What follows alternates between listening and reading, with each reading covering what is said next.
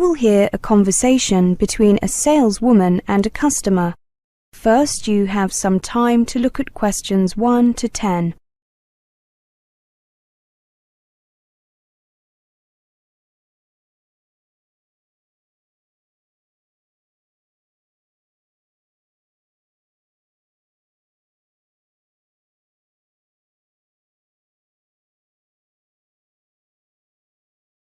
Now listen carefully and answer questions 1 to 10.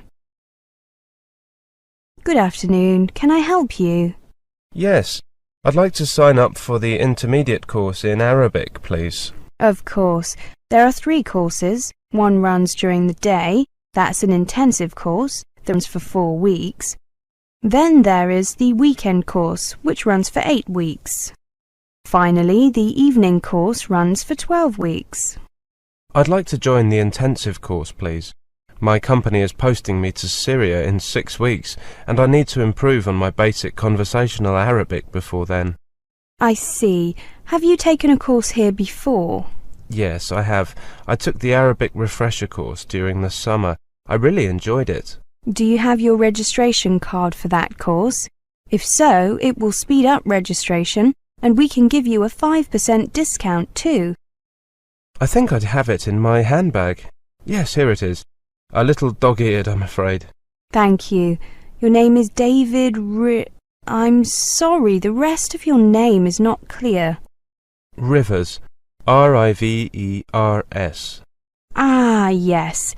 OK, I have your details on the computer. Actually, my address has changed since I took the previous course. My new address is 38 Temple Way. Thank you. I'll just change that. Can I have your new postcode too, please? Certainly. It's BM9 2EV. My new home telephone number is 698-4537. My mobile number is the same as before. That's 0987 375 633. That's right. It's here that the teacher was very impressed with you. Really? Ahmed was a great teacher. Is he still here? I'm afraid not. He went back to Syria. Since you're going there, I'd love to give you his email address, but I'm afraid it's against company policy. That's okay. I think I have his email address written on the back of the registration card. I have it on my laptop as well somewhere. I'm sure he'd be glad to hear from an ex-student. I'm banking on it. I wouldn't mind having a friend in Syria when I go there. I'm sure he'll be glad to show you around. The course runs Monday to Friday from 10 to 12 and 1 to 3. 9 students have signed up so far. Is that okay? No problem. And the cost? £380 after your discount. Thank you. Here's my credit card. Will the course be held in this building like last time? Yes, it will, in classroom 4. The teacher this time is Mrs. Aziz. Oh, I've met her. She seems well-spoken and friendly. I'm looking forward to her class already. Oh, we've had very positive feedback from students about her classes. May I ask if you have a few minutes to answer a few questions? We're conducting a survey of our clients. It won't take long, I promise. Oh, I'm not in a hurry. Go ahead. The first question is about why you chose to study Arabic. I've got your answer to that one. How did you first hear about our school? Well, I saw a newspaper advertisement. I think it was in the Standard, and then I mentioned it in conversation with a friend who had studied French here, and she said she was very happy with the course. Oh, I see. What was your friend's name? Mary Wright with a W. Wright. Thank you. Do you think you would be interested in taking courses other than in Arabic? I doubt it. I need to speak a little French and German in my line of work, but I speak those languages to an acceptable level. So further improvement is unnecessary. I've always been interested in learning an Oriental language, like Chinese, but I don't really need either, so... What is important to you when selecting a school? Could you put these 5 items in order, please? 1 indicates the most important. Teachers is top of my list for sure. Recommendations from others. Yes, that's next. Teaching materials. No. Location. Then admin staff. I think a good teacher can make use of even quite poor materials, so that would be the least important to me. Any other important points that are not on the list? A welcoming reception area. Group size, perhaps up to 12 students. That's a big attraction for me. It creates a better atmosphere, friendlier, more personal. You know what I mean? Absolutely. Thank you very much for that. Here's a complimentary English-Arabic pocket dictionary with our thanks. That is the end of section 1. You now have half a minute to check your answers.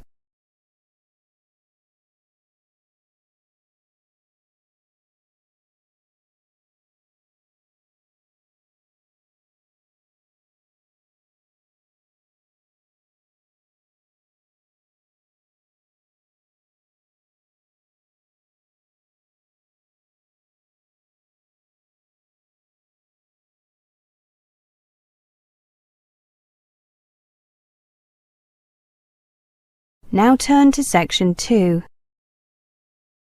Section 2. You'll hear a presentation on the conference and meeting facilities. First, you have some time to look at questions 11 to 20.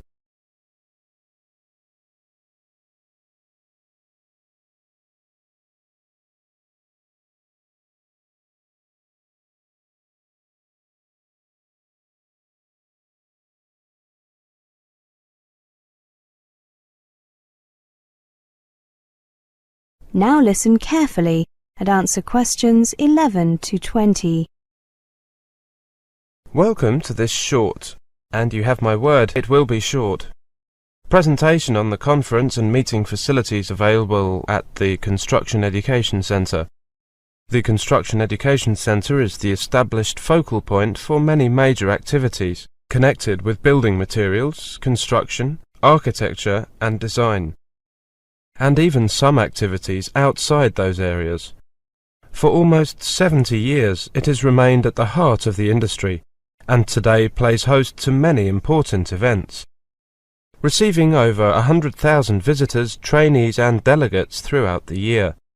The Construction Education Centre provides the perfect venue for a wide range of business, educational and social functions, including conferences, seminars, meetings, special events, product launches and press events, exhibitions, presentations, lectures and training classes.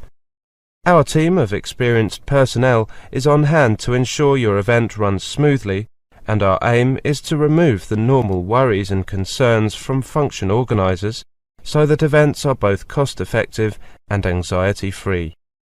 Some our recent clients include Design for Homes, the Association of Building Engineers, Learn Direct, the London Housing Federation, and even the College of Law. A full range of equipment is available for use, including a slide projector, which is available for half or whole days, video and monitor, 35mm carousel slide projector with infrared remote control and screen, flip charts and accessories, laser pointers and lecterns. Other audiovisual equipment can be provided, as well as access to broadband internet services. Details are provided on request. My business card is attached to the brochures you've been given. Allow me to provide you with a brief introduction to our range of rooms. On this slide you can see the main conference room. We call it the London Room. Spacious, isn't it? This room has the advantage of central movable panels, making it an ideal venue for seminars of up to 140 people or receptions for up to 200. The suite may also be used for presentations. The room may be divided into 3 separate rooms if required. This slide shows you the Bloomsbury room. It is also ideally suited for seminars and lectures. There is seating for 72 people, or it can be used as a reception area for up to 100. Next, we have 2 rooms that are very similar. Indeed, we have given them virtually identical names. We call them Holborn 1 and Holborn 2. They are both suitable for small meetings, training classes and presentations. Holborn 1 is slightly larger, capable of hosting 20 to 22 people, whilst Holborn 2 holds a maximum of 18 people. The Oxford Suite measures 12 by 6 metres and provides a more spacious and luxurious environment for executive meetings and presentations. As you can see, it is particularly elegant and well furnished. The Construction Education Centre also has an exhibition area, which is used by many clients when they hold a conference or meeting. This can be used as a way of informing delegates of your company, or as a visual launch pad for your company or its products and services. Recently we held an exhibition entitled Sustainable London from Friday 9th of March until Saturday the 28th of April. Here are a few slides showing that exhibition. The Sustainable London exhibition presented the challenge, the response and progress towards a sustainable 21st century city. The exhibition featured over 60 different schemes, from private houses to master plans, and showed how local government, architects and engineers are employing technology to reduce environmental impact and address climate change. Here we can see an example of a display of environmentally friendly technology by some of the leading brands in the field.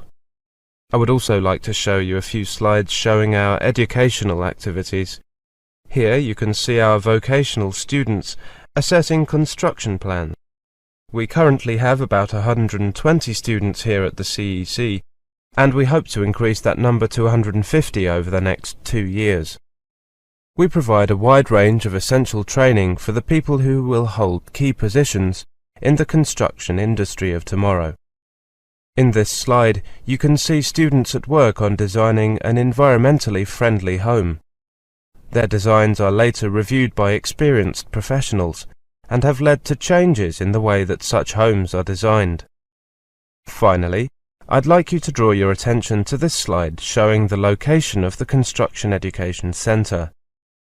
As you can see, it is located in the heart of London's East End in Story Lane, off Court Street. Limited metered parking is available outside the CEC, but there is a car park nearby in Russell Street. The nearest underground stations are Court Road and Russell Square.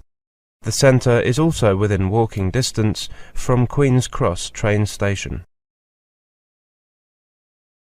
That is the end of section 2. You now have half a minute to check your answers.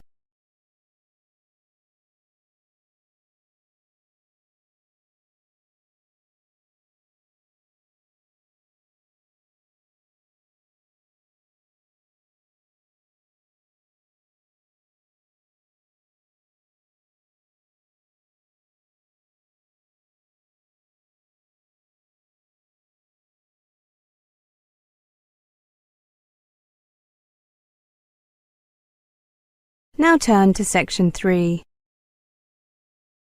Section 3. You will hear a conversation. First, you have some time to look at questions 21 to 30.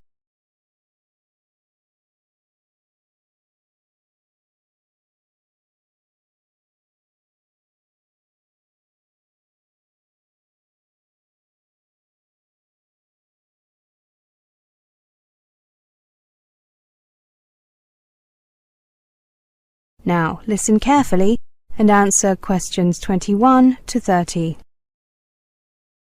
So, do you think taking a gap year between leaving school and beginning uni is worth it? I was just reading that it is estimated that at least 50,000 young people here in Britain take one each year. I think it's a good idea for some, but not for most. Oh, David, I disagree.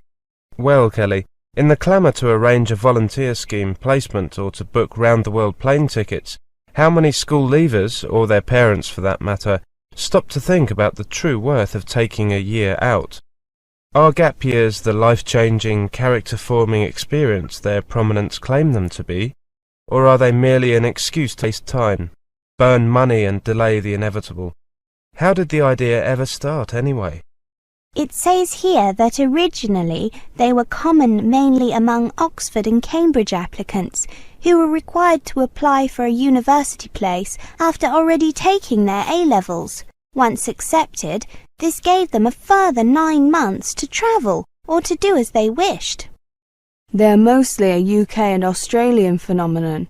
In the US, the tendency is still to go to college straight after leaving school. In most other European countries, gap years are rare, partly because students will often take longer to complete their university courses and have more time during the academic year to take time off. Well, David says they might not be worth it. So, is there any way we can measure the cost? Well, the first thing to do is to assume that you will use the time available to travel abroad for a length of time, working for a period beforehand to save up the money necessary. Let's see. Roughly speaking, you will probably need about £500 for the plane ticket, depending on where you go. Then you'll need up to £200 for the specialist travel insurance, and anything up to £5,000 to pay for the cost of internal travel in countries you visit, plus food, accommodation and other sundries. Many gap year travellers can make do with about £3,000 in total, although this means living on a fairly tight budget. But then you need to add the above cost for the foregone benefit of 1 year's salary after graduation. For example, say your first job after leaving university were to pay £15,000 to £20,000 a year. That's what you lose by taking a gap year. Well, that's not entirely fair. You can measure value through personal development as well as financially. A gap year tends to broaden young people's horizons, helps them to mature and see things from a much wider perspective. It can motivate them to focus on their studies. Research shows that students are more likely to be satisfied with and complete their chosen course after taking a gap year. Many universities also say that they can tell the difference between those students who have taken gap years and those who have not, in terms of attitude, commitment, and general insights that are less evident in those who come straight from school. These are all benefits that a person will carry with him or her well past university. Many employers are on record as saying that they welcome job applications from students whose CVs say they took a year off, either before going to university or in some cases after graduating. They too are aware of the greater maturity and broader potential vision of those who have used their time constructively and learned something about the world. That's true. Employers want graduates who can work well in teams, think independently, communicate effectively, and make informed decisions, all of which can be learned by taking a gap year. This potential to differentiate yourself from other applicants becomes all the more important at a time when up to 40% of young people are taking degrees, often graduating with good results. The key here is ensuring two things: that the time you have taken off is used constructively, and that you make it clear in any job application what you have learned from your gap year and how it applies to the post you are applying for. Swanning on a beach in Australia is hardly likely to impress the average employer.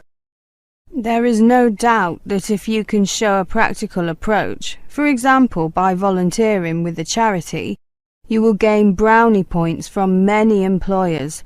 But equally, any situation in which a young person has been required to learn new things, to act independently, to work for someone, to be able to mix with fellow travellers and people in the countries they're visiting, will be seen as a positive experience. It says here that academic research carried out for the Department of Education suggests that employers recognise they stand to benefit from new recruits who, to quote one HR director, have been out of their comfort zones. and are thus more likely to have the flexibility and improvisation skills to deal with the demands of the graduate workplace. Again, I think that the key thing is to make sure that your employer is steered into appreciating whatever experiences you have gained during that gap year. Clearly, telling a prospective boss that your 6 months on a beach in Oz was awesome will put you in a disadvantage compared with another applicant who goes into great details about the business skills learned by working in a cafe in the same location. That is the end of section 3. You now have half a minute to check your answers.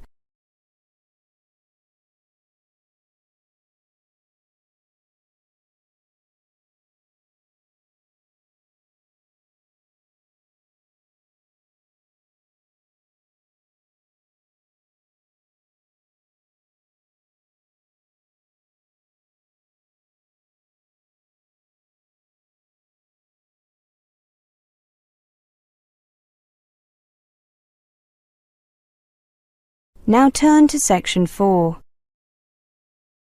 Section 4. You will hear a lecture on prairie dogs. First, you have some time to look at questions 31 to 40.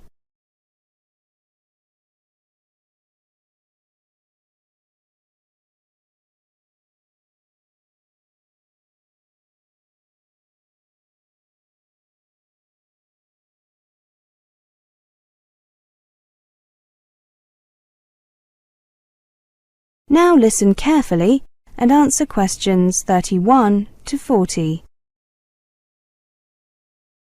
Welcome to this presentation on prairie dogs. You can see a picture of these rather cute animals on this slide.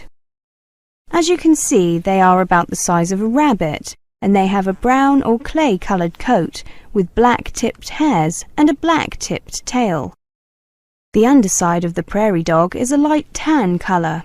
They have short legs and sharp claws to help them dig their homes. Their bodies are 12 to 15 inches long, with a 3 to 4 inch tail, and they weigh 2 to 4 pounds. I've been interested in these animals for a long time and would like to talk about a remarkable discovery. The barks of prairie dogs have distinct individual meanings.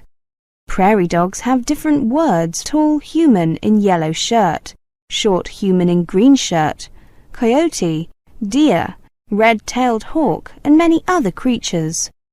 They can even coin new terms for things they've never seen before, independently coming up with the same calls or words, according to research done over 2 decades by a professor from Arizona University, who can now not only call himself a biology professor, but also a prairie dog linguist. Prairie dogs of the Gunnison species, which were studied intensely, actually speak different dialects in Arizona and in Colorado, but they would probably understand one another, research indicates. So far, this is believed to be, or prairie dogs appear to be, demonstrating the most sophisticated communication system that anyone has shown in animals. Prairie dog chatter is variously described by observers as a series of yips, high-pitched barks, or eeks. And most scientists think prairie dogs simply make sounds that reflect their inner condition. That means all they're saying are things like ouch, or hungry, or eek. But we now know that prairie dogs are communicating detailed information to one another about what animals are showing up in their colonies, and maybe even gossiping. Linguists have set 5 criteria that must be met for something to qualify as a language. It must contain words with abstract meanings, possess syntax in which the order of words is part of their meaning, have the ability to coin new words, be composed of smaller elements, and use words separated in space and time from what they represent. The American researchers focused their efforts on these 5 criteria to see if prairie dogs use a language as defined by human linguists or not. Work was done in the field and in laboratory.